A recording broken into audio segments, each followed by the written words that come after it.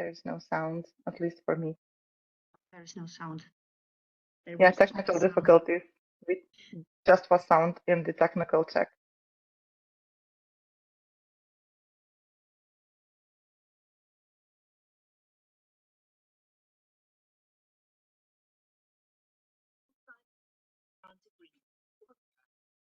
Search executive agency now responsible for legal validation, financial capacity assessment of your organization. Here's how the process works. First, you'll need to register for a 9-digit code called a PIN.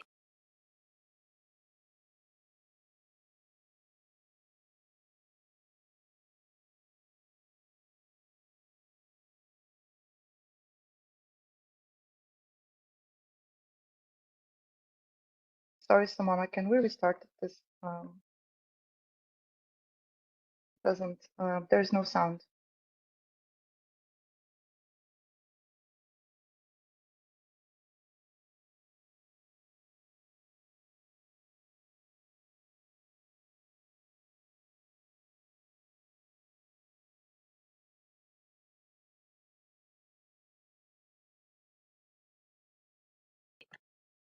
Can you hear it now?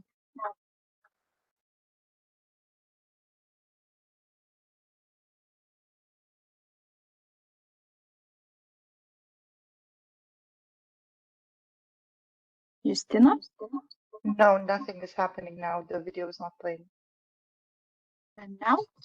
Participate in an EU grant or tender procedure.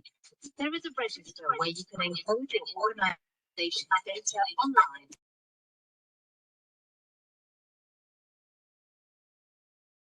So it did play 5 minutes ago. It seems like we will not be able to have a proper sound here. Yes.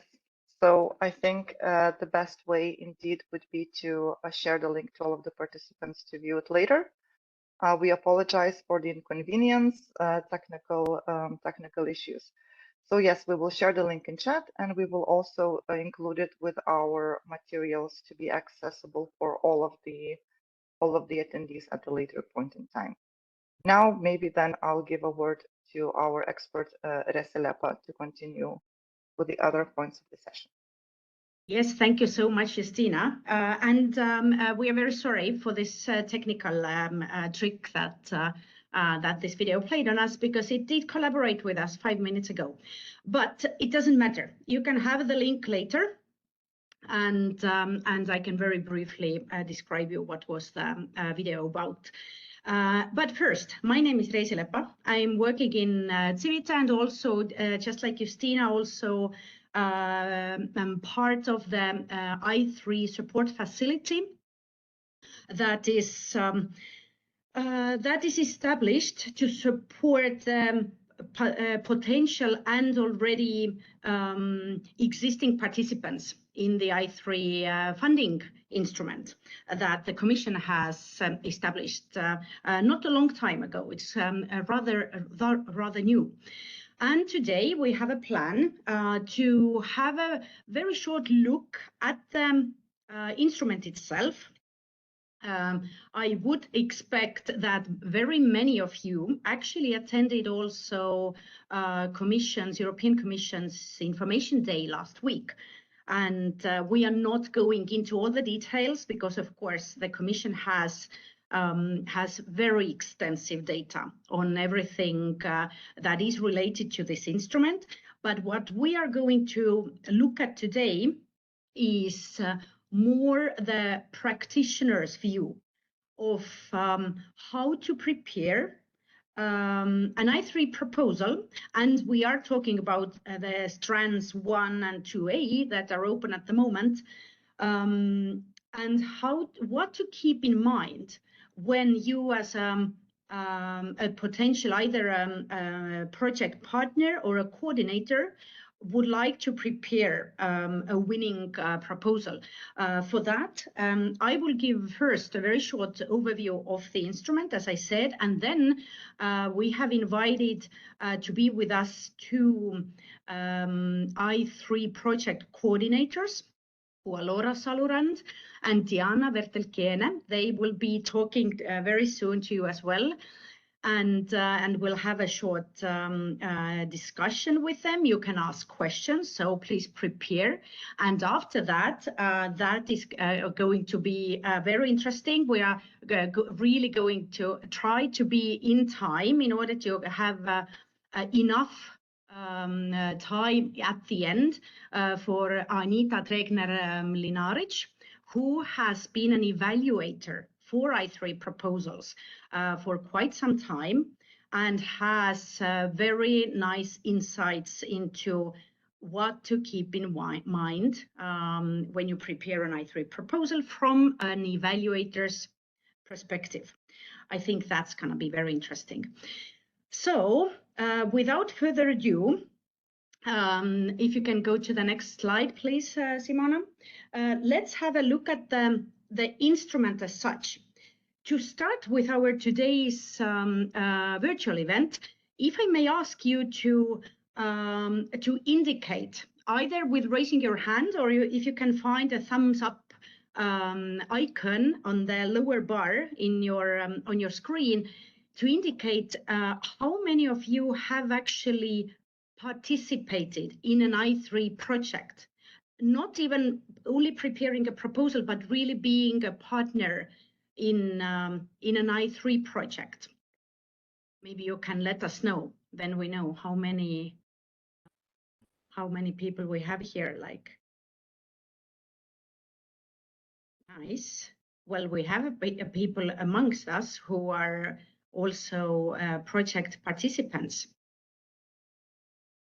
Very good. Very good. Thank you for that. Thank you. And if now those people who have, well, obviously the ones who raised their thumbs then now once more, but indicating who have prepared an i3 proposal, which unfortunately hasn't been successful yet, but you at least have, or you're in the process of preparing it, but you have some experience with trying to understand what is an i3 instrument, how to prepare a proposal. Do we have people like that? Mm-hmm.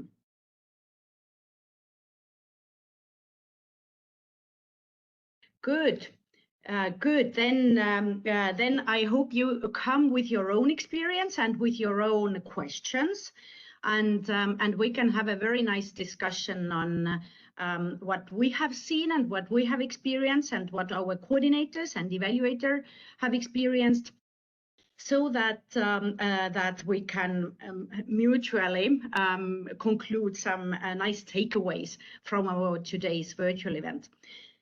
But starting with a short overview, as it was said, i3 instrument is about regional development. It's about innovation projects. It's about innovation projects that are close to market. So these, and creating innovation networks. So these are maybe the main keywords that you need to keep in mind when you, for example, want to compare what is expected from an i3 proposal compared to something else. As it comes from the funds of European Regional Development, it does keep in mind that regions, their development and cohesion between and among those regions, and the smart specialization strategies that the regions have.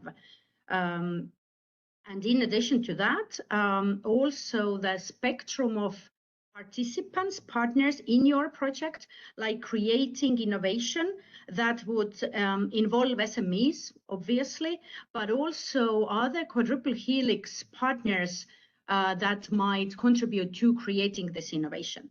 So this is something which might be a bit different from maybe all other projects, but you need to keep in mind when preparing this one.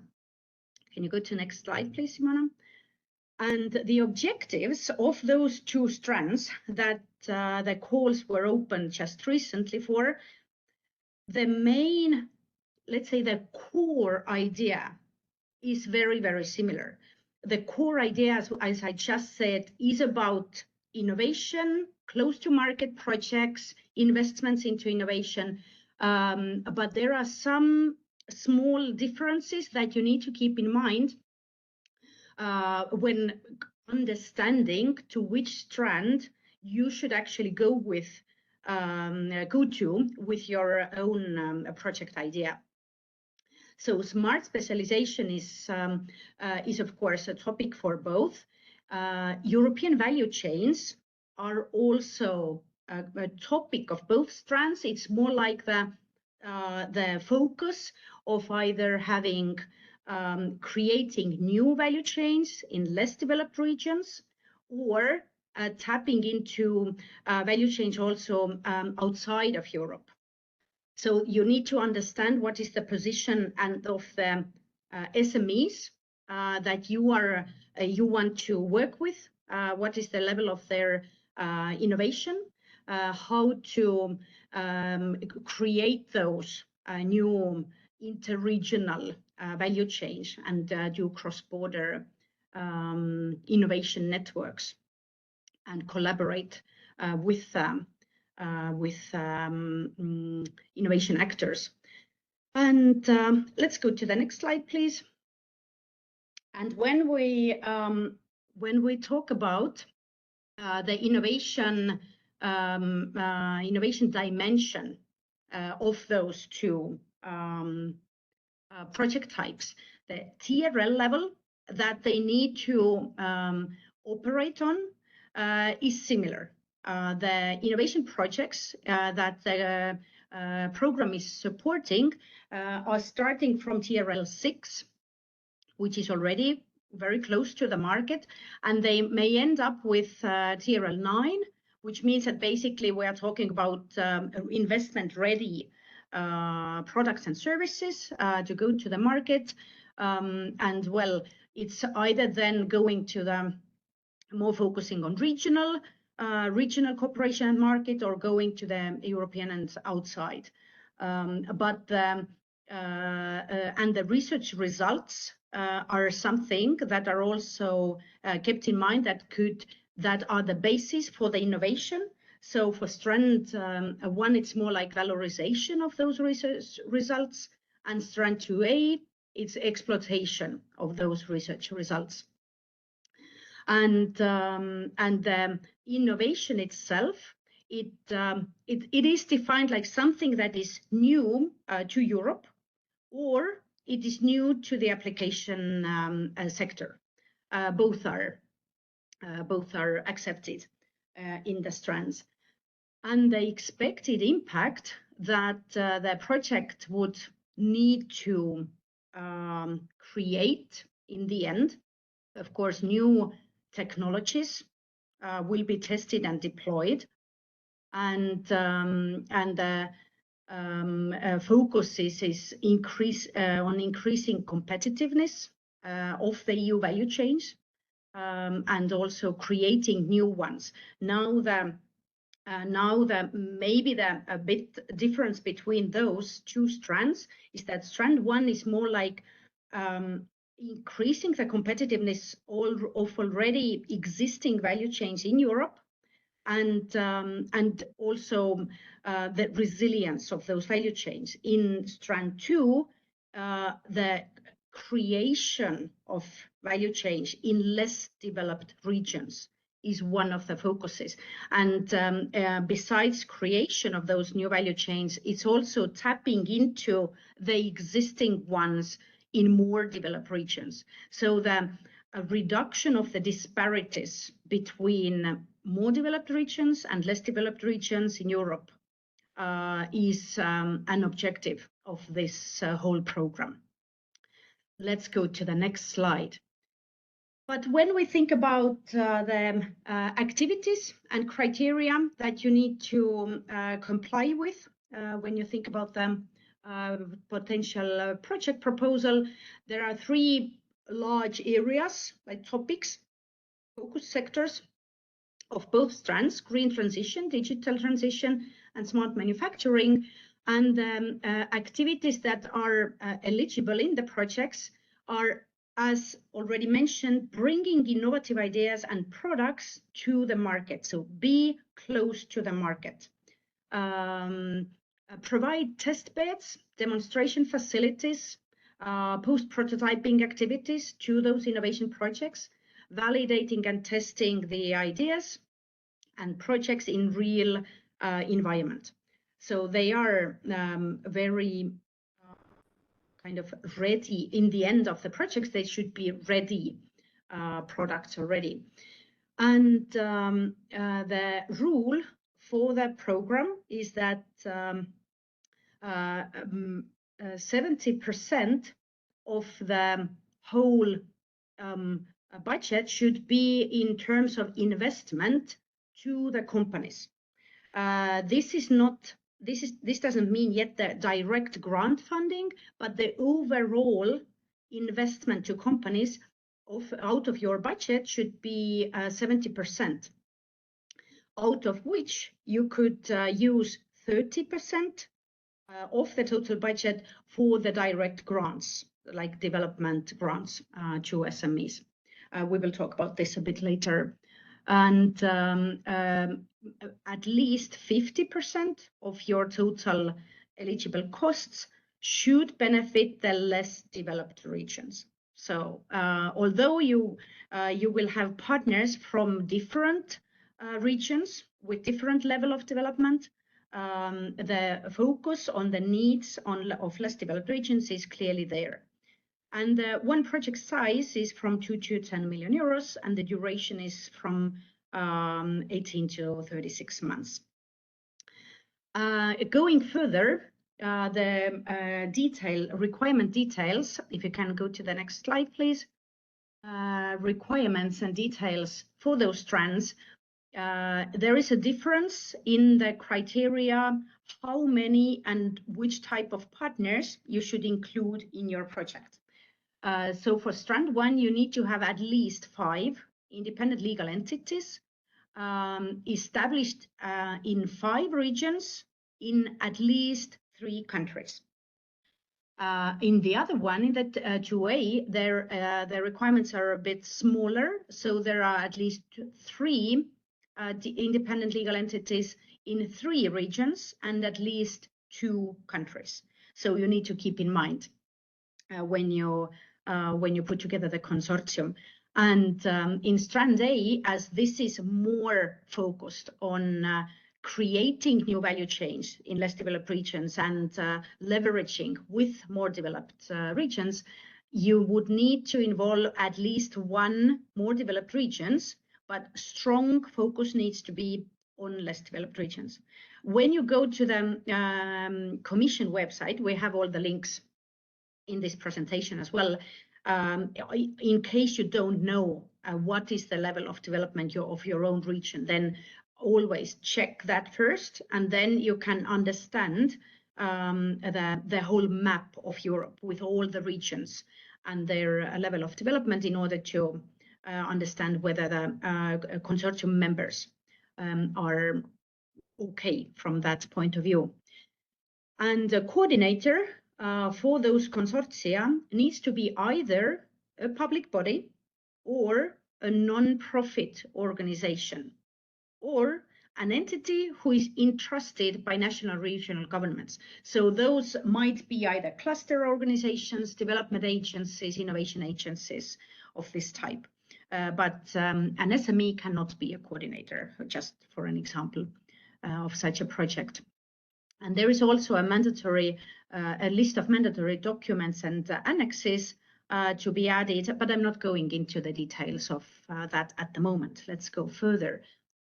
And now some tips and tricks that have been brought out also from by the Commission, what you should keep in mind when you prepare the proposal. Obviously, checking the eligibility.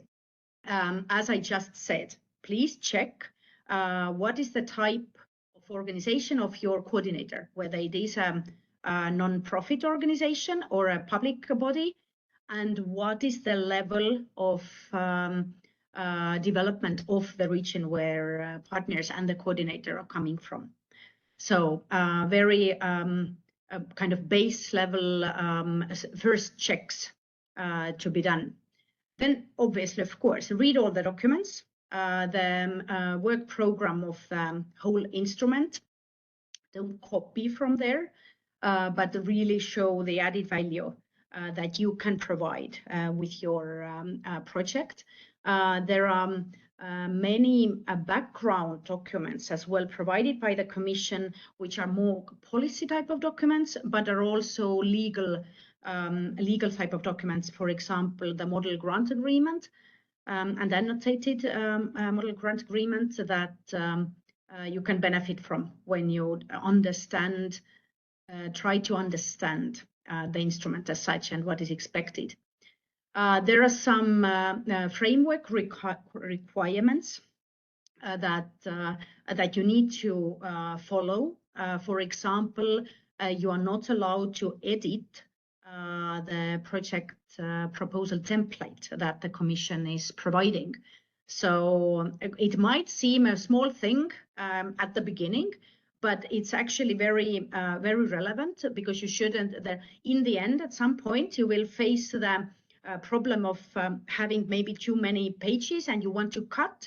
Then you cannot cut from the instructions of the template. So you need to cut from your own project description. When you are submitting the project already, you need to submit several documents. Always check if you have all the annexes, if you have all that is requested to be uploaded to the portal. And of course, use all the available resources that you can find. i3 website itself gives you very many background documents that you can use. And maybe just some content-related tips and tricks as well is that although the project proposal itself can be quite long, there are tens of pages that you need to, well, that you are allowed to write. But it doesn't always mean that you should do that. It's more like if you have a very nice project and comprehensively understood also in less pages than the maximum amount, then you are very welcome to do that. Then also visualize your content for the evaluators to better understand you, for everybody who would read your proposal to grasp the idea quicker. So that if you look at a proposal and, for example, some process or methodology or timeline is visualized with figure, that's or chart or something like that, it's always easier and quicker to understand. And another maybe tip, just to not to overpromise with your KPIs. Well, that's always a very thin line to walk on. That's something that I think many, if not all of the projects struggle with. So should we promise the maximum? Should we promise even a bit more? Or what is a good thing to do? But as we have seen as well, evaluators also see if the KPIs are unrealistic, and then they actually bring it out that it's not really believable that you will achieve all of your KPIs. And pay attention to who are your partners. So let's go further. And very quickly, just going through the considerations to keep in mind. As I said, 70%. That is actually something that you would also need to understand before you choose to go for this funding instrument. Funding from the program is 70%. All partners need to co-finance the projects with 30% of their own funding, or the funding they can find from some co-financing source. And this is not different for either NGOs or some other type of partners. It's 70% for everybody. So keep in mind, if that is something that would be relevant for you. Except for funding for third parties is funded 100%. This is the grant part that you can pay out to SMEs if you want to use it, and this is financed 100%. And you cannot do pure research with these projects, and you need to keep in mind the balanced interregional collaboration with the projects. And there are also detailed budget forms going along with a proposal, and it's just a friendly suggestion. If you haven't done I3 proposal before, it would be good to start with filling in a detailed budget template quite some time before the deadline, submission deadline comes, because it's quite detailed, and that will take some time. Let's go to the next slide. Some aspects about the grants that you are allowed to distribute to SMEs. This is not compulsory. You don't need to finance SMEs directly from the project, but you can do that. You can award grants, which are 60K maximum per one entity, and can be 30%, maximum 30% of your total project budget, not more. And of course, there are rules for publishing the open calls for those grants, and you need to comply with all the rules, how to do the open call, how to monitor the SMEs, if they actually align with the project objectives, and all of that. So when you prepare your proposal, to keep in mind is to justify in the proposal, why do you think financial support to third parties, grants to SMEs in your project, why it is needed? How will you manage all of those grants? What is the proportion of, how do you estimate the proportion in regions for those grants? What are the results that you are expecting to achieve with those grants? And what are the activities that the grants are provided for? So you need to be very clear in your proposal about the grant part, how you plan to do it, why, and what is the expected result. And the next slide, my last slide, is some just strategies that you can use when you prepare the proposal. Check the I3 platforms, the I3 website itself, and support facility, what other sources you can find. When you prepare a proposal, try to be understandable, easily understandable for the evaluators. Don't use very complicated language. Visualize your proposal. Analyze previous projects. Have a look. Who have been the winners before? What has been successful? Maybe you can learn something from them. Justify your budget, your own budget, and of course the grants to SME parts.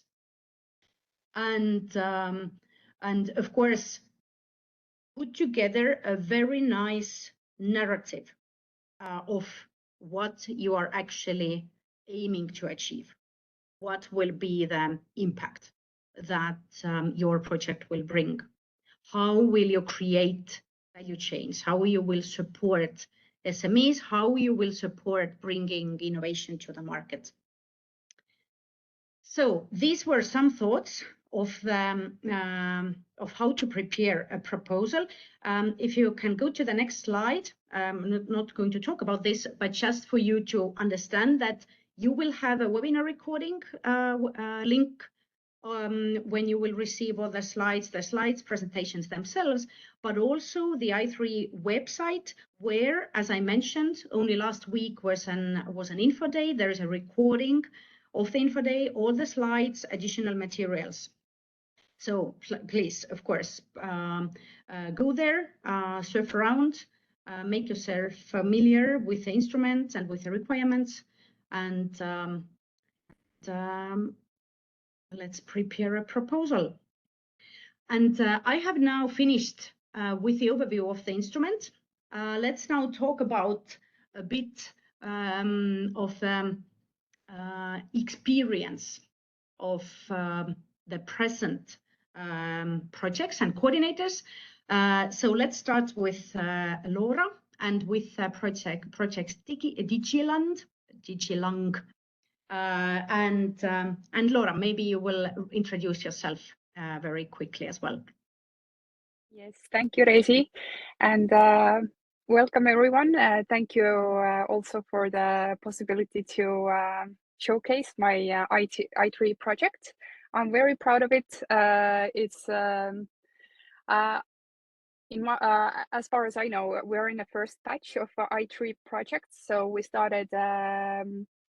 We're already halfway. We have 3-year projects, and so far it seems very interesting, totally different than usual other projects that we are doing in our Science and Business Park. We are usually coordinating Horizon and Interreg projects, but this is one and a very special project for my i3 instrument. And I would kindly share my screen to show you a little bit more what am I talking about. 1 second, you should see it. Yes. And I will show it in a full screen as well, so you don't need to look everything else that I have on screen.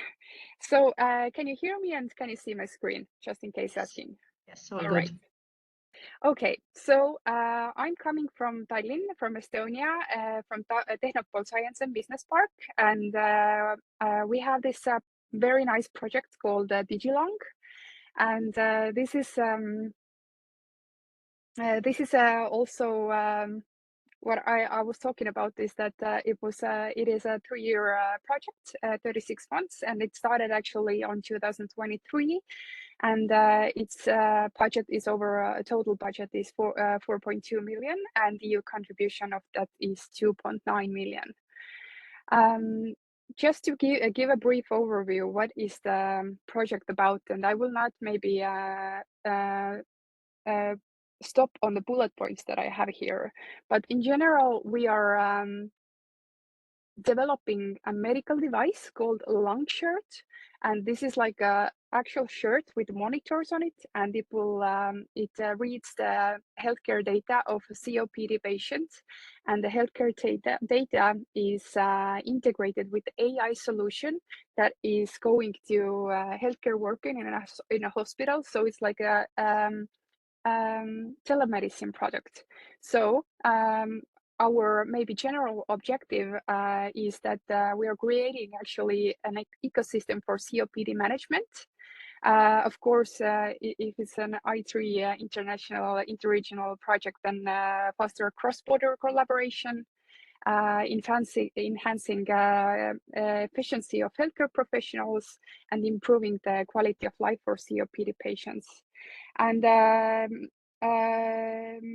we are quite well working on it, and I can maybe go a little bit more in detail how we are working on it.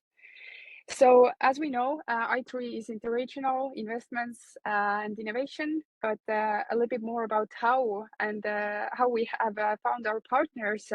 We have 4 EU countries, 5 EU regions involved in our project with 6 consortium partners, and they are located in Brussels, in Estonia, in Greece, and in Spain.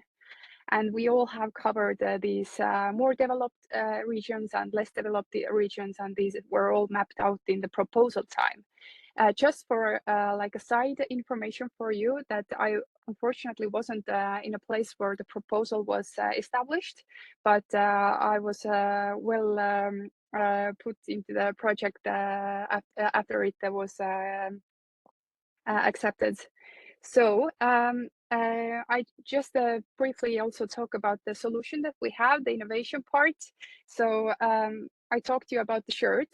So these are the companies, the SMEs who are providing actually the innovative medical device. So the long shirt is coming from a company called Trite, and they are recording with the shirt on the patient daily breathing and activity data from patients. Then we have MoveUp, who is responsible for their AI platform. And the AI platform is for data analysis and also interpretation, visualization, and personalized recommendations. And since we have to integrate these both products, so the long shirt and the AI platform, then we have the third party called Cognus, and they are doing the integrative solution. And this is a little bit more visualization. So how far are we? So our SMEs are working together with Brussels University for the analyses. And we have, if I'm not mistaken, we have at the moment third prototype developed, the shirt, and it's going to be integrated with AI. And we are also, since we had the prototype to show already, then we can already showcase the product as well. On the right side, you can see that we were also attending on last year International Primary Care Respiratory Group conference, where actually we got lots of attention and were lots of medical doctors and hospital representatives were interested to pilot the product, because AI in clinical part is super popular and increasing popularity in time. And as Reisi talked about the piloting and the testing part, then of course, since we are in a halfway of our project, then we also started our pilot program, shirt-wise and also AI-wise. And this slide shows you the AI platform pilot program. And we have recruited a little bit less than 200 patients at the moment. And here you can see a little bit which is our age gap and the number of patients. And these are all the patients who are using actually the app for the long shirt development. But the main thing why I was actually called here and why I would really like to maybe also introduce you is maybe the backside of the project management and what are my takeaways until now as a I3 project manager. They're very like human actually, and if we think about like startups and if you compare startup and a little bit bigger company, for example, scale up or corporate, then we all know that startups may not be that stable. They might have some bigger risks financially. Also, if they even gonna live there in 3-year gap. And this is something that we need to consider. So if you are looking for partners, then this is something that you should really think about. What kind of startup is it? Do they have like a 3-year perspective, or if there might be a risk that they might not end the project because the startup is not there anymore after 3 or 2 years or 1 year? Then maybe a good thing is that interregional cooperation actually accelerates innovation very nicely and leads more to effective project development outcomes. So we are actively always spreading our ecosystem in the EU, but we have also some connections already outside of EU, and the interest is actually global. So we have to keep up with the interest to actually give our product to them and to test it out. Then something you should also consider about this when we're talking about interregional cooperation, then most definitely there might be some cultural and language differences. between regions, and this might be something that you just should consider. It's not a risk, but it might slow down communication and disrupt project flow.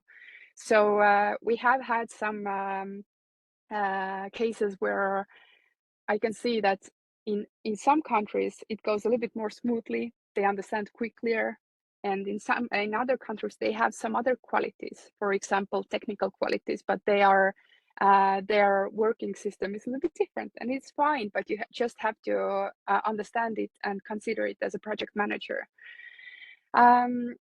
This is something. The next bullet is just maybe only in my project, but the strong demand that I have already brought out for a few times is so big.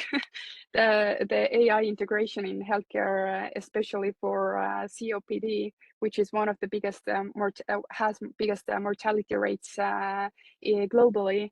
The AI integration is has very strong demands. And maybe the last thing that I would bring out here is that I actually didn't expect that that SMEs work the best when I'm always there for them, and it's a good way. Actually, it's a good thing because also for me as a project coordinator, I know that everything is online. I have my own system and they are working on it, and maybe the systems would be the best that it would be as transparent as possible.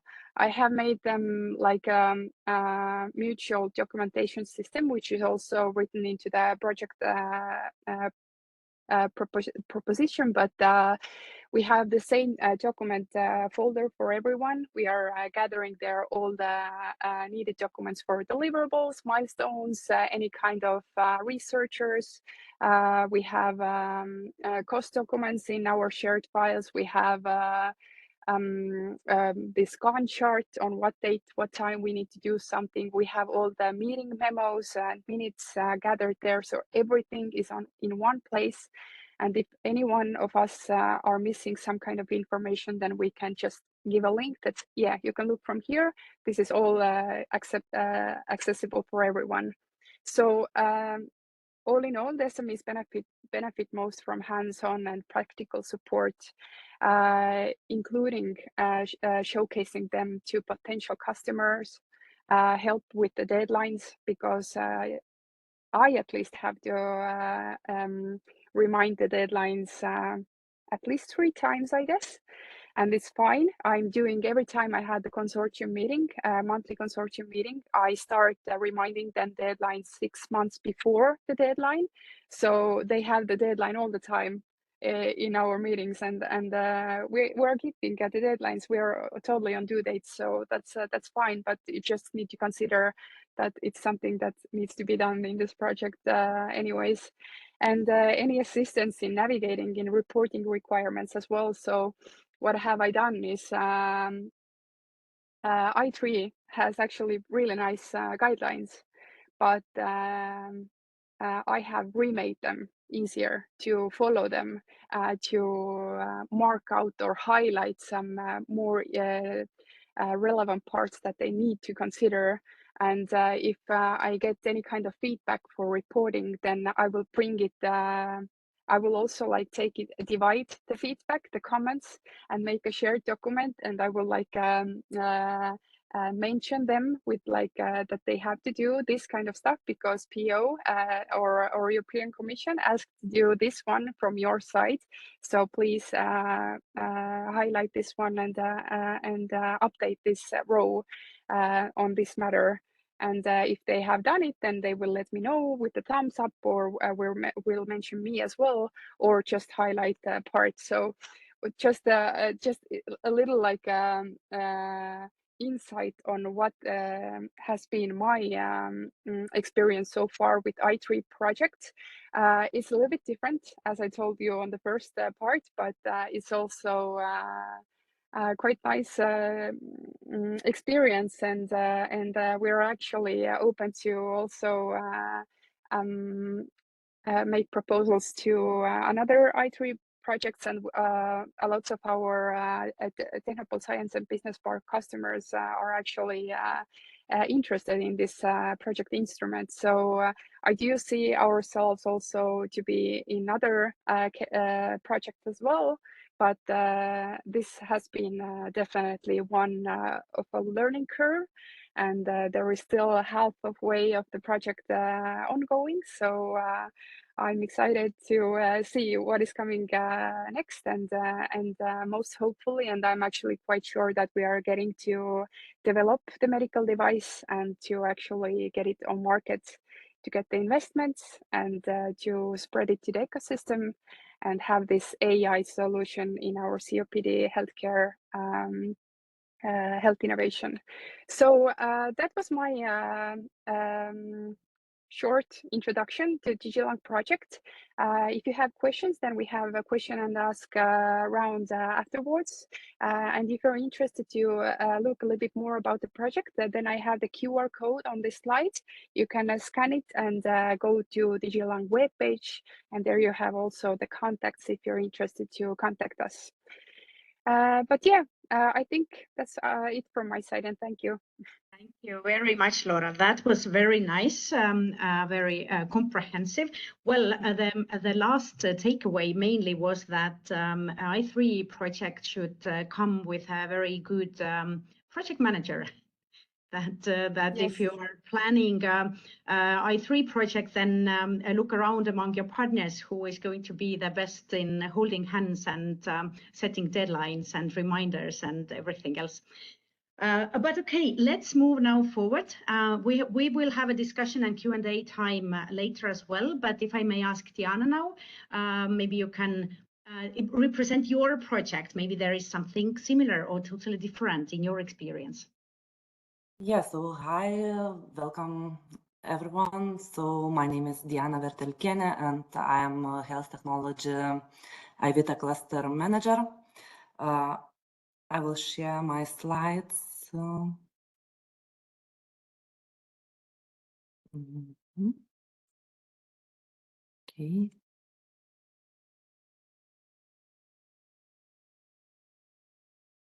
Okay. I think now you can see my slides. Yes? Yes, all good. Okay, so last year we have started a new project coordination, our project called IRHIS, and this initiative was according to Strand 2A, and for the beginning, just to compare our project with Technopol. So I think that our project is much bigger in partners number, because as you will see later, we have 21 partners, and we are really focusing on a very specific remote care area, and it was really great success for iVita cluster to won this project because we are quite small cluster, and we are the cluster from less developed region in Lithuania. So it was really a great success for us. So and just shortly to say in simple terms that the IRHIS project is about taking the most promising innovations in remote healthcare, like smart sensors and artificial intelligence, and helping them mature and scale. So we are focusing on 3 key areas in our project. It's rehabilitation, care for neurological disorders, and monitoring for critical ill patients.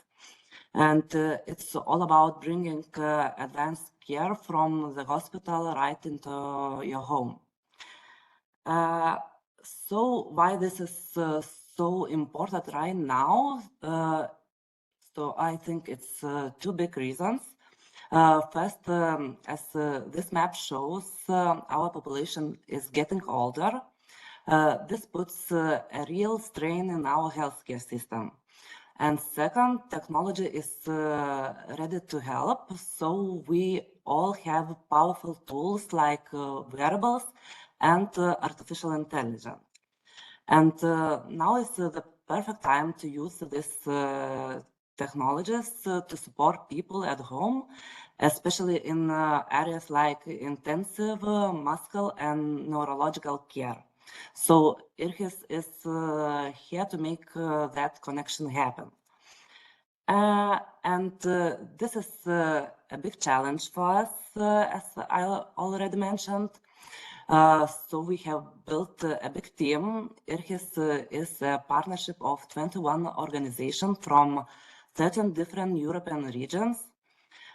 Together, we are investing in 8 promising health technologies from small and medium-sized companies.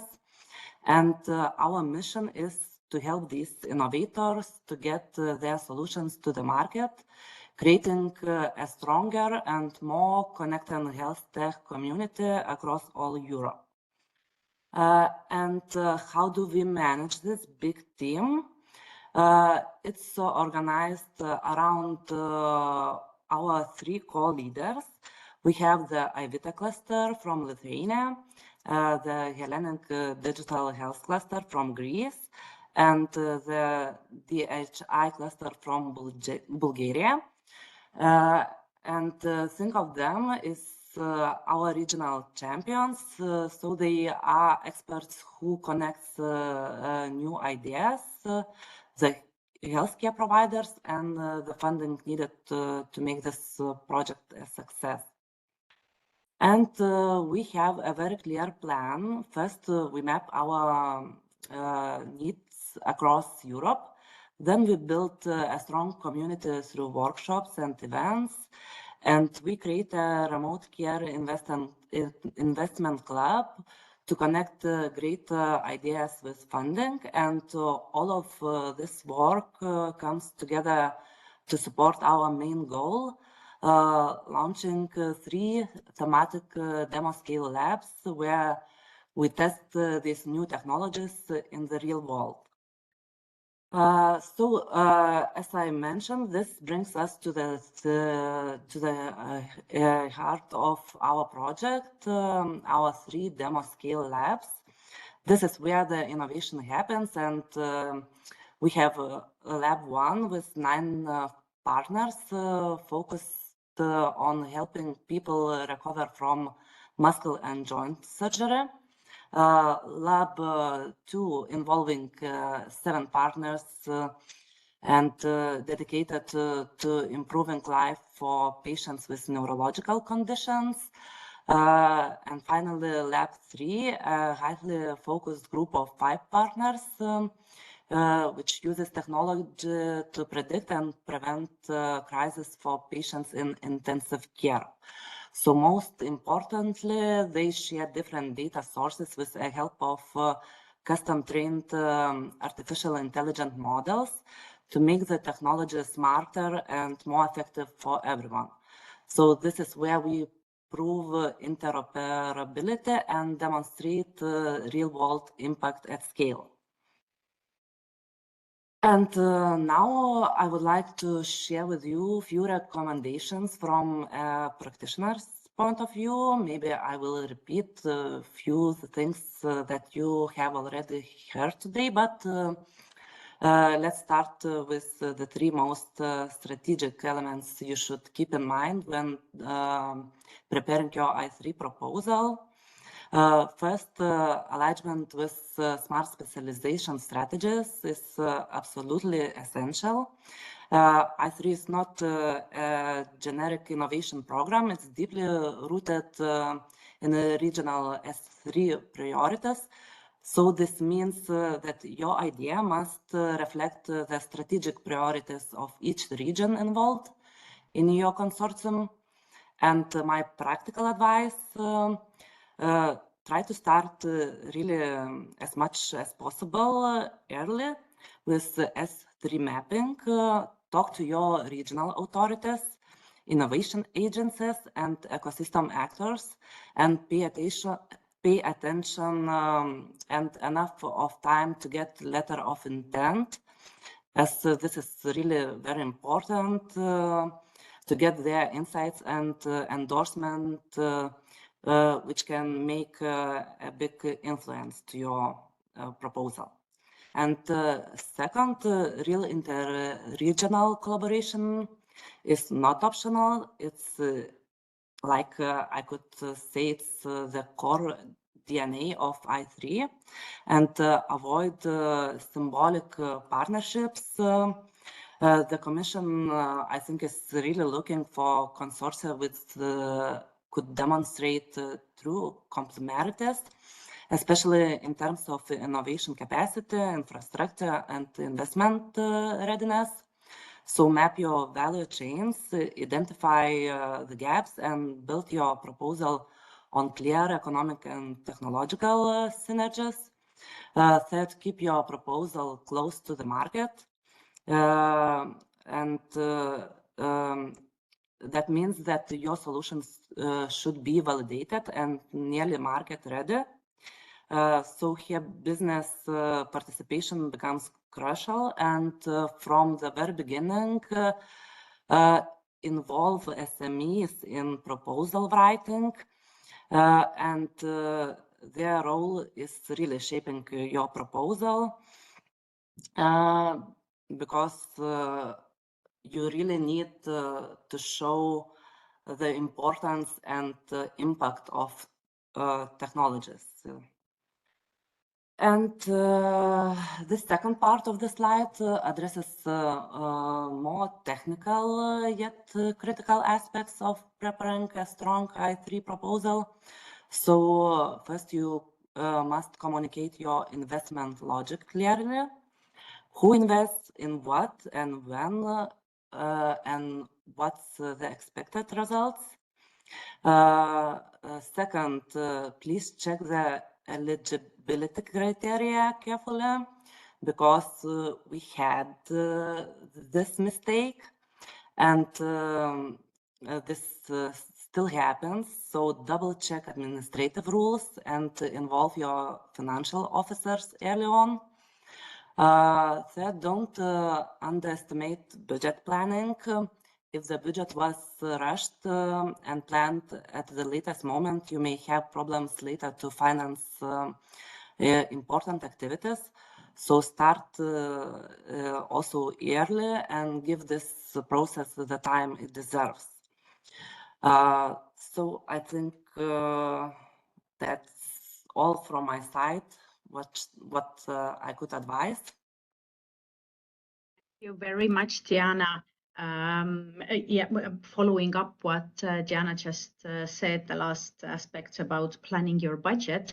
As Diana said, it takes time, and also when you're not familiar with unit cost based budgeting and very long templates for budgets which have macros which your computer might not allow, and all those things, then just start earlier.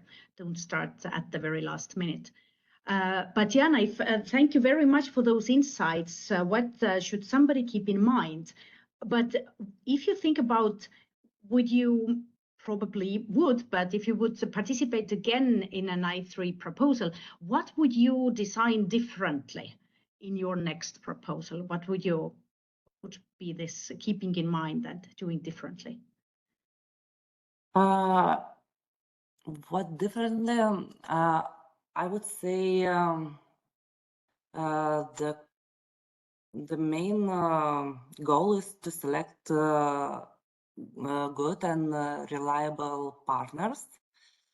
Especially already my colleague also, Laura, mentioned that it's really matters each country culture and the language barrier. So when you're selecting partners, so keep in mind different cultures, and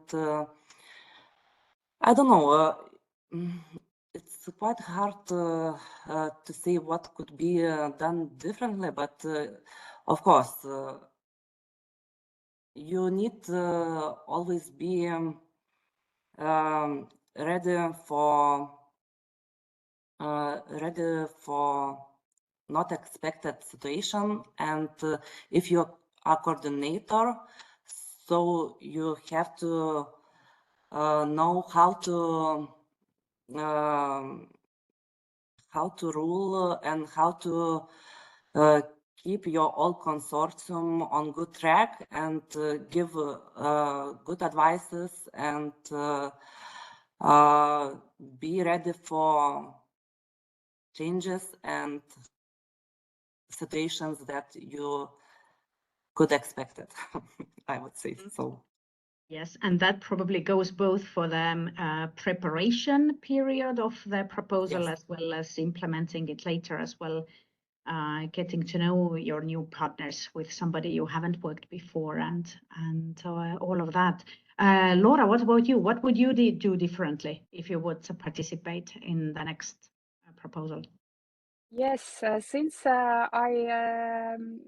just a reminder, I wasn't on the proposal part, so maybe I can just comment on the actual coordinating part. So, as a coordinator, I would maybe simplify project management system.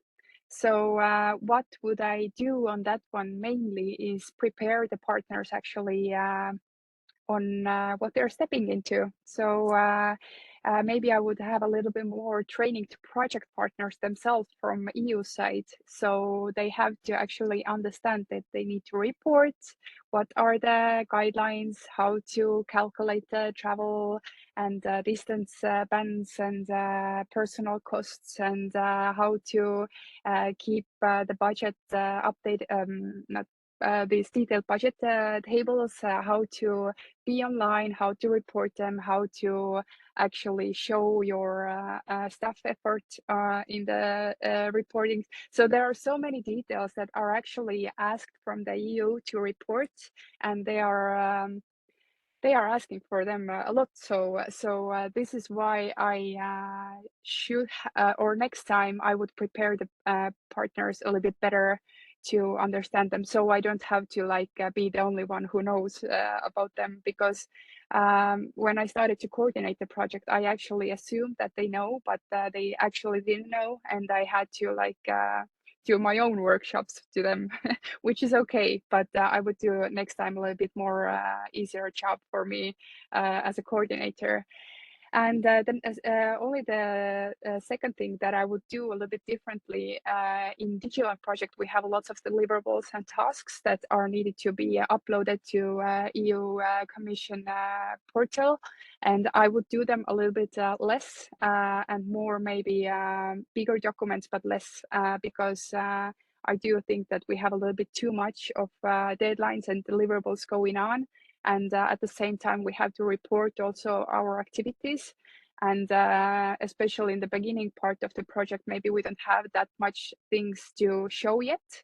So I would do them a little bit in a more longer period, but more detailed and bigger documents that showcase actually what we have done in half of year or a little bit more. It depends on what kind of product you're developing. That's a very nice tip for the future potential proposal partners as well. And one more question for both of you. Maybe Diana, again, starting with you. What do you think is a success factor of your project? What do you consider when you are really feel that this has now really been achieved its either goal or impact or something, but what is a success factor? Yeah, if we think about exactly about project which we already coordinating, so the main success factor, I think it was tight alignment between our partners' priorities and strong business case. We had real commitment from SMEs and industry players. So it had really very clear investments and expected impacts. So we foresaw that this clarity and focus on implementation would stand out, and it did. And it also helped that we had local policy support early on, which showed maturity and readiness of our project. Thank you. That's also something that is very valuable for the ones who haven't done it before. Keep in mind. Thank you, very valuable. Laura, what about you? Yes, I have maybe again two things to bring out. That one of our successes was that we made actually face-to-face meeting at the beginning of the project. So we actually knew only one project partner, like from earlier on, who we have met face-to-face before, but everyone else were new partners for us. And that was a very good thing to do, to actually understand who are your co-workers actually, or colleagues, for the rest of 3 years. And if you meet with them and you make for example 2 days travel or this like kickoff event for the project, then you can already see what kind of people they are, how is their cultural background on working sites, how do they commit to the project, how do they talk about the project, what is their like motivation, and who are they as people, because people are the ones who are doing actually the work inside of the project, and this is very important. And I do think that it was one of the successes that we did. So I would strongly suggest to do a meeting face to face at the beginning of the project as a kickoff event instead of a webinar platform. If it's possible, and also just a side information that if you're doing a proposal, then try to maybe make a little bit bigger possibilities for travels. So because of if we are doing short distance travel, then sometimes the unit costs may not always cover the actual costs. So we have had these kind of like well, cases as well that a few partners have like lack of travel costs in their budget, and they have to amend or change their budget lines to have or make more travels. And the traveling, considering the interregional part, is very important. But my other thing is that our success is the constant communication that I have also brought out already, that I'm meeting every month with my consortium, but I'm also doing one-on-one meetings with all partners quarterly, because I have understood that in consortium meetings, some of the partners may not be that opened up about some possible risks of the project, that they are in one-on-one call. And these one-on-one calls have actually made a difference, because I have foreseen some possible risks and already eliminated them because I had these one-on-one calls, and these topics weren't discussed on the consortium meetings, and it's great. Also, communication with the EU project officer. I have very good communication with our project officer, where I could say that she's almost like my friend already, because we are doing also like calls on how far are we, what we are doing, how do we feel, how is the internal communication. And it's so good, because I know that I have the EU support all the time. If I'm not alone as a project coordinator, I actually have someone else who can, in worst scenario, she can also come to the consortium meeting and say that, hey, you're still using public funding and you actually need to do this. And I'm just like, yes, I have another like person who I have this great communication with, and she's also supporting me. So this would be my main two things, that face-to-face meetings and also good communication and problem solving as soon as possible. Travel costs, knowledge, how to plan your travel costs. Thank you both very much for that. As the time's flying extremely quickly, I would like now to give the floor to Anita, to give us her view on, from evaluator's point of the perspective. That would be very interesting to hear. So the floor is yours, Anita. Thank you very much, Resi. It was really wonderful to hear all these stories, and I have to say that this is one of the most complete, I would say, presentations I've been hearing about the instrument itself, as well as about the practitioner point of view. So congratulations to the organizers for dealing with this topic, because I think it's really very relevant for those that plan to apply, but also for those who applied, but they are planning maybe to go for the second round, etc. Because things change in the meantime. There are always things that we can improve. So it is very good to be updated about all the latest developments and to get all of the views. So I hope that I will not kill the motivation in terms of what I have to say, but I really hope that I will be able to help all with some of the evaluators' perspective, so that you can also understand better why maybe your ESRs were not as expected once you receive them, because there are certain peculiarities that you also have to take in mind when evaluations are to take place, and what we as evaluators are very much attentive to. So maybe just to say a few words first about who I am and why I'm here with you today. I hope that you can see my slides. Yes, that's all good. Great, thank you so much.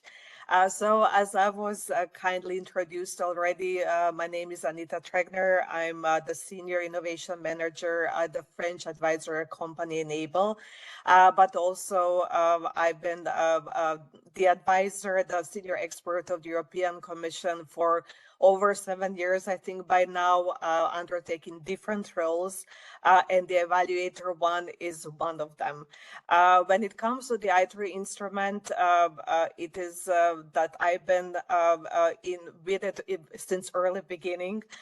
So through different kind of expert roles, supporting the smart specialization platforms and the regions that have been creating the partnerships in the scope of those, as well as being very active in the preparation and implementation of proposal of different instruments, including the I3. So I really hope that I will be able to pass the messages that will be very much useful for you today. Most of the slides have been already shared, and Rezi gave a very good overview about the I3 instrument. Also, the colleagues that were talking about the projects from the practitioner points of view, they tackled also many of the elements that are very important, and that is why really this type of webinars, as well as the info days, are very important, so that you can collect all the relevant information, because it is really very, very important to understand what the instrument is all about.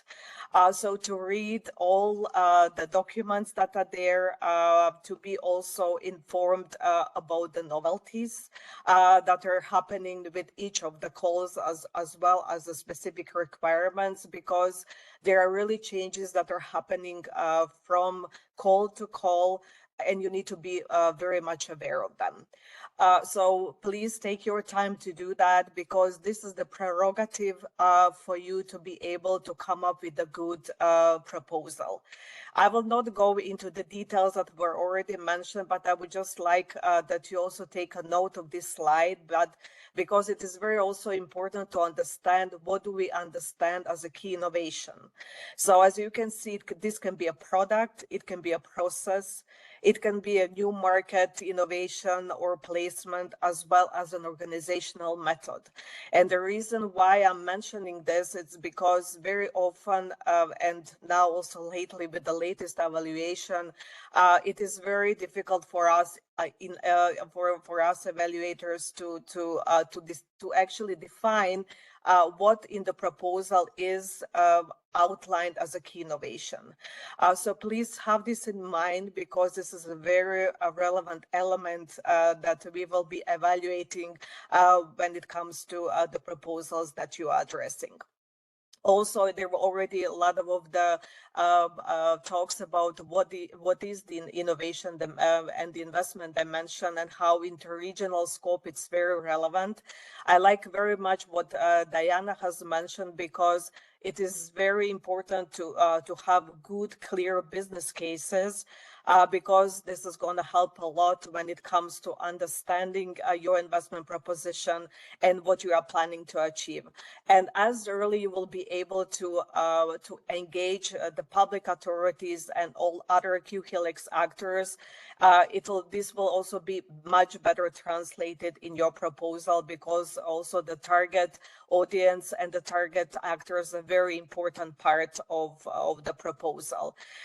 You heard already about the cascade funding and the FSTP scheme, so I will not go much into the detail, but please pay attention to the specific requirements, as well as I said, pay attention to the novelties.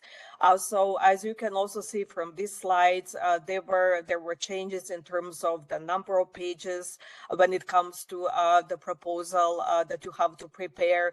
There was a change in terms of how your proposal is going to be scored. So impact had more points in the past. Now this was passed to relevance, as well as this new requirement since the last call, where the 50% of the total costs need to be incurred in the less developed regions.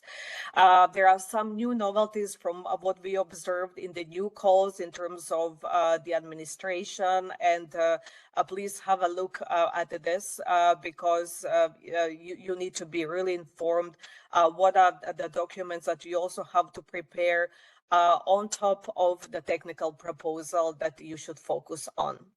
So what are the tips and tricks, so to say, in terms of preparing a good proposal? It was already said before by my colleagues, but yes, please make sure that, especially when it comes to the summary and the first pages that you have, of course, this applies to the rest of the proposal as well, but make sure that you really present your project idea and what you are planning to implement in a very clear and sound way. It never made me wrong. If I see the two first pages of the proposal being clear and understandable for me to know what the partners are planning to implement, I know how the rest of the proposal is going to look like. So please be concise and take time, as it was also said before, that you have enough time to prepare the proposal, because this really shows in terms of the storytelling. And also, as Raisi was mentioning, there is enough pages to prepare a proposal, but it's never enough. So it is also very important that you use as much of visuals and graphs, figures, so that us evaluators can easily grasp all these also interrelations in between the different sections, and that we can grasp easily the idea by itself. You have to note that each of us evaluators have many proposals to evaluate. There is sufficient time, but also never enough, I would say. So you need to outstand in the crowd, and you need to make the way then how your proposals are also going to be very catchy from this point of view. Also, for us, we have a very difficult job, because we are responsible for a team that put a lot of effort into preparing a proposal to receive the funding. So we take our job very seriously. And you also need to understand that we have the checklist based on which we score your proposal. So that is why it is very important that you follow all the instructions, as it was already mentioned, and that you make sure that all elements are there, because if something is missing, then you will you will receive a shortcoming note in your ESR. Please bear that in mind. And if you do the proposal timely, then you should also have enough time not to miss the elements that have to be presented. Regardless if how the investment portfolio or the investment proposition is complex with regards to the technology or innovation that you are presenting and addressing in your proposal, you have to be very clear and understandable in terms of how this is addressed and presented. Because very often we see very nice proposals and very nice innovations, but they are difficult to understand. So even though the evaluators, they do have the expert background, still we need to understand what you are proposing. So make sure that your narrative and storytelling is understandable to all.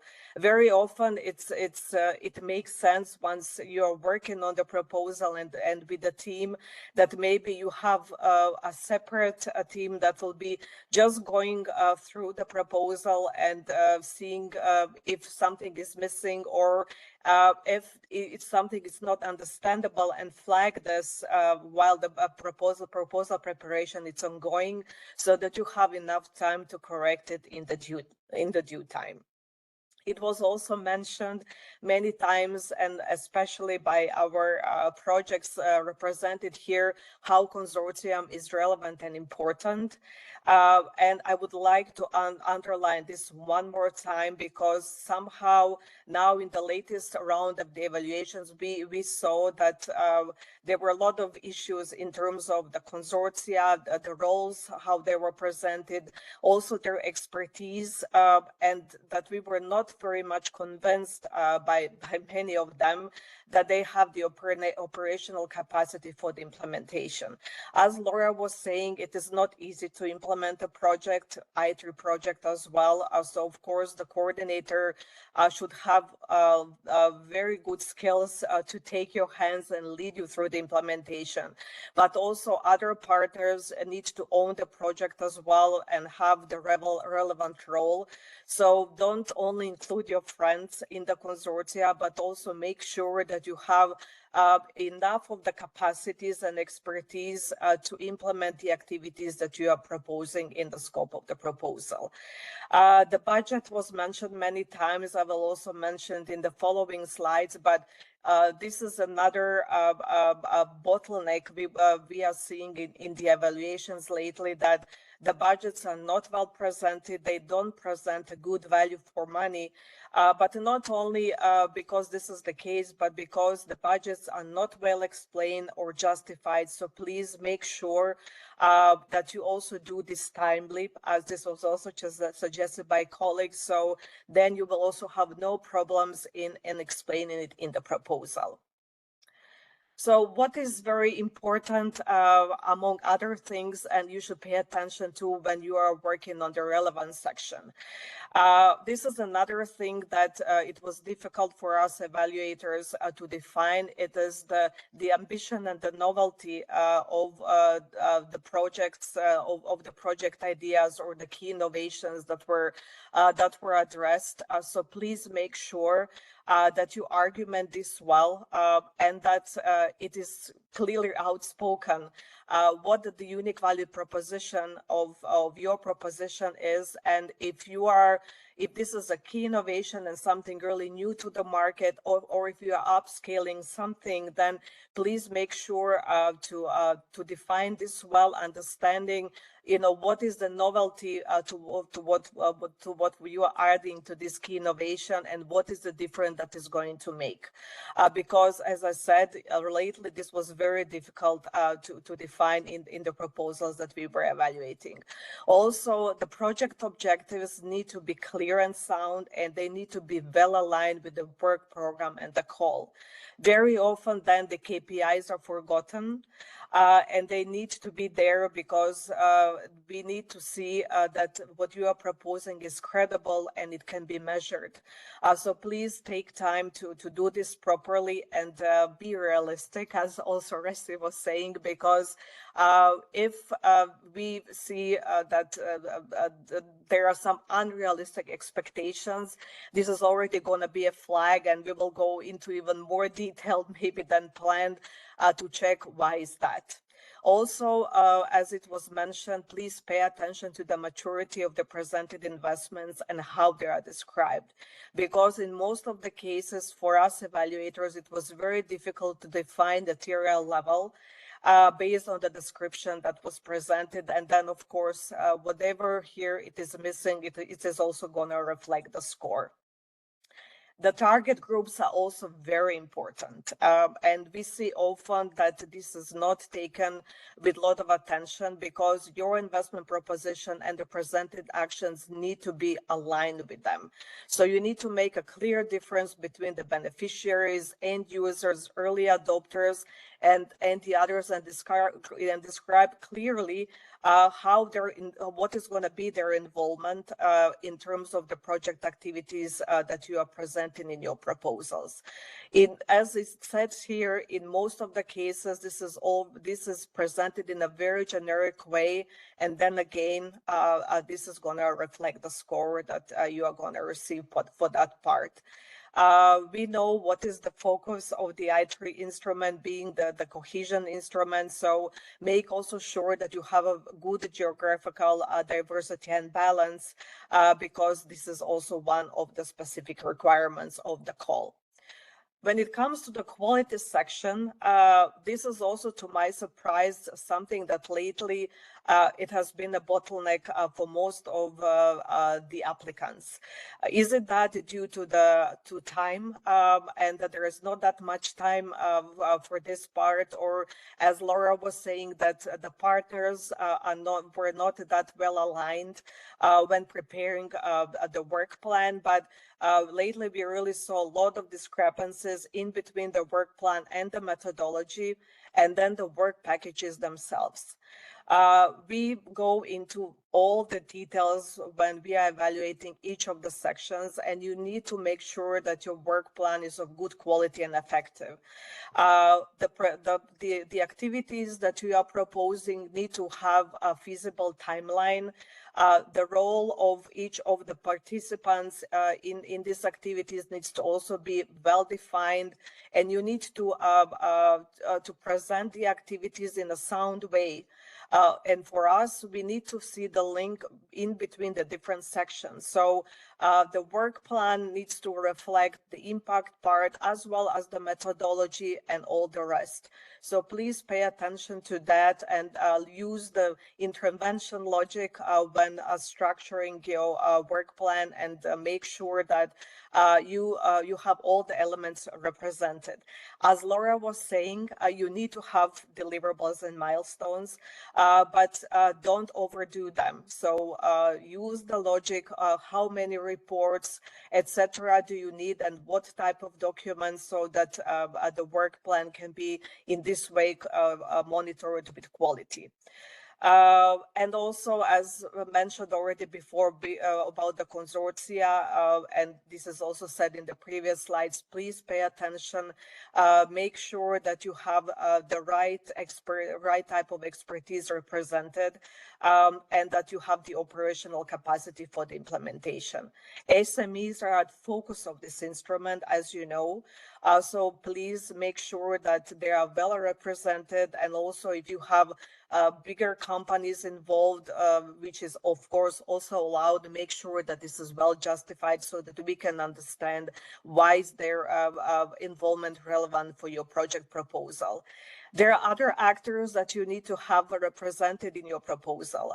So you need also to mention them and also underline the relevance, especially when it comes to the different type of regions that you are involving. So all the Q-Helix actors that you have represented, they need to be well explained and addressed, and we need to see that what is their role with regards to the project activities that you are proposing. And also very often this is disregarded. So as you know, you also need to showcase that your consortia has the experience in the open science practices as well as gender aspects. So please address these elements as well, because in most of the cases, this is missing or it's very generic when explained in the proposal. When it comes to the cost effectiveness section, as already mentioned, you really need to show that your budget provides the best value for money. So this balance in between the partners, the specific requirements that you need to take into account. So these are all the elements that you need to have in mind when you are designing the budget. So start as early as possible due to the unit cost, so that you can also reflect it well in the budget. And also just remind yourself that we see the numbers and we try to understand them, but you also need to provide more explanation why you are proposing the budget as it is, because sometimes it is really difficult for us to understand, why some costs are there and why are they so high. And this especially applies for the subcontracting. Well, you just put the numbers, and there is no justification why this subcontracting is needed. Of course, you're allowed that this is an eligible cost, but you need to justify it, and you also need to pay attention. What do you subcontract? So some of the activities for which you claim that you have the expertise in the consortia, you can't subcontract, because then this is for us the red flag that something is missing or that you are falsely representing what you don't have. In the case of the FSTP scheme, make sure that is duly justified and cost effective, and read all the documents in terms of the guidelines that you need to take to your attention when you are preparing this part, as well as the financial management part, because very often you still have this section in the proposal where you are supposed to showcase how the financial management is gonna be done, what is the governance as well in that regard, how you will, what is going to be your approach towards procedures and reporting. So please make sure that this is also very well addressed and reflected in your proposal, because we need to be ensured that you will have a sound procedure in place.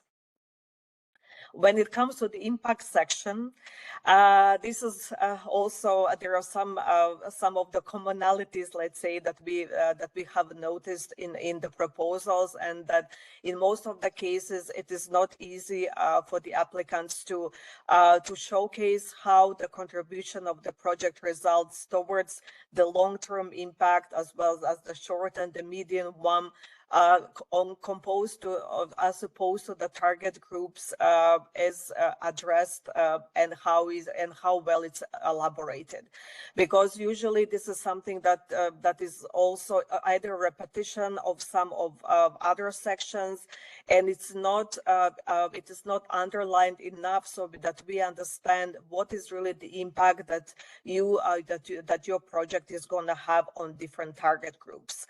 Then when it comes to the KPIs, either they are not included or they are just a qualitative, not quantitative.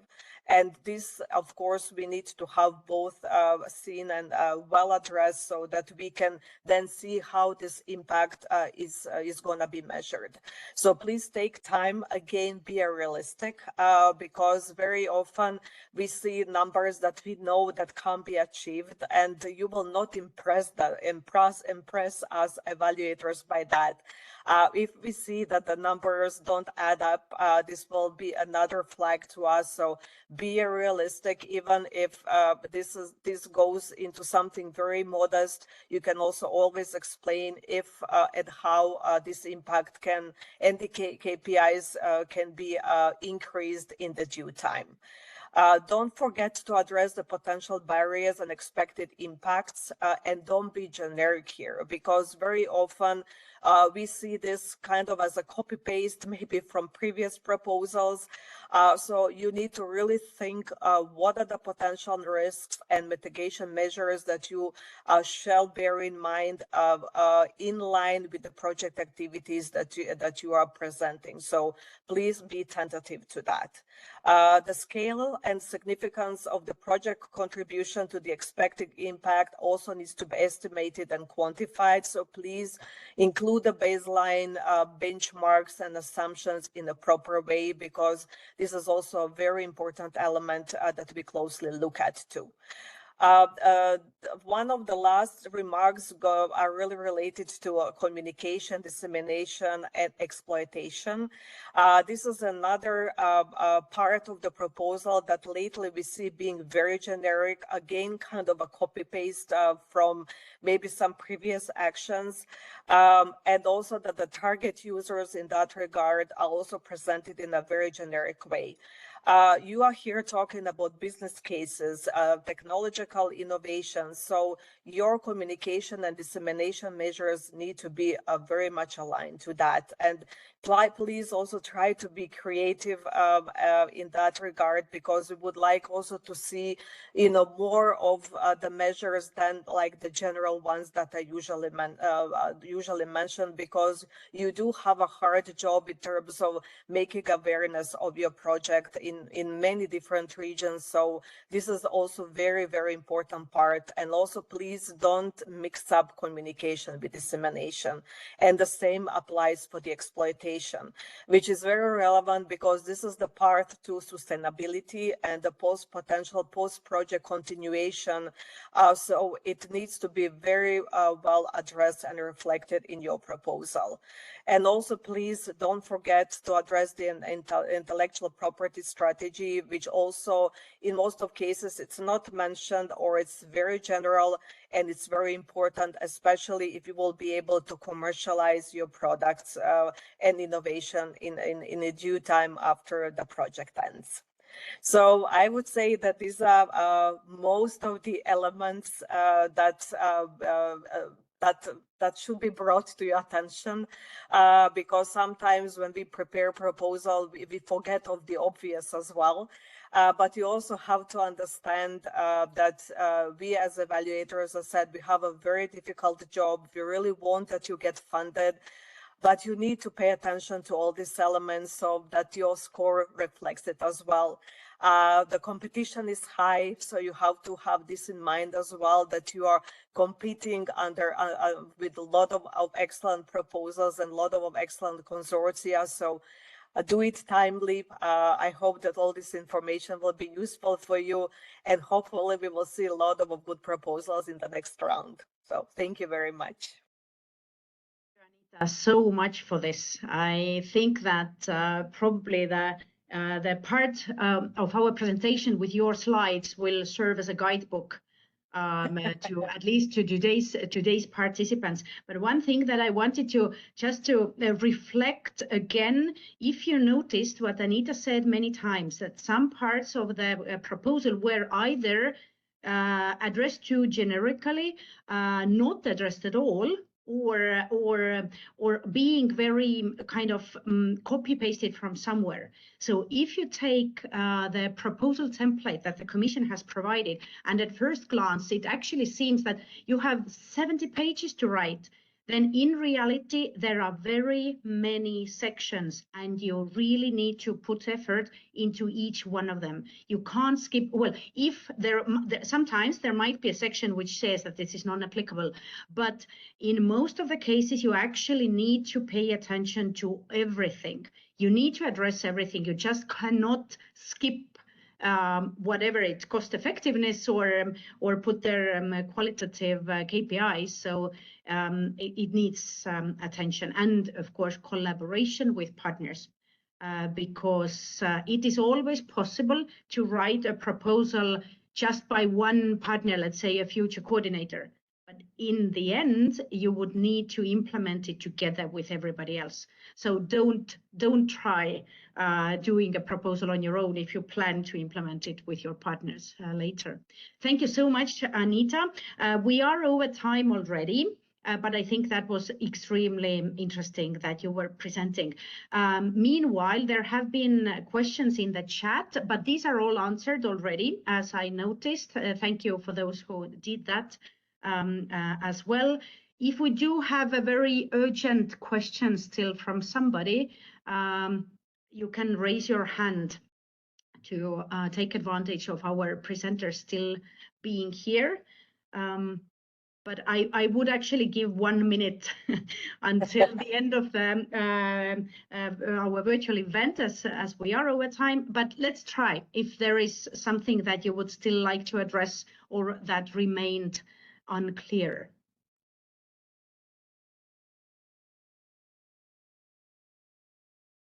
I think we really have managed to provide a guidebook for the potential participants. So let me then finish our virtual event here today. Thank you very much for the presenters. You all have their contacts, their names. You can reach out in LinkedIn. You will have all the slides. The links will be there. And of course, the main source for the real information is on the European Commission website for I3. And as already indicated, we have the next virtual event taking place in a week. Let's stay in touch. And thank you very much, everybody, for attending today. Have a very nice day. It was a pleasure. Bye. Thank you. Thank you Bye. so much. Bye-bye. Bye.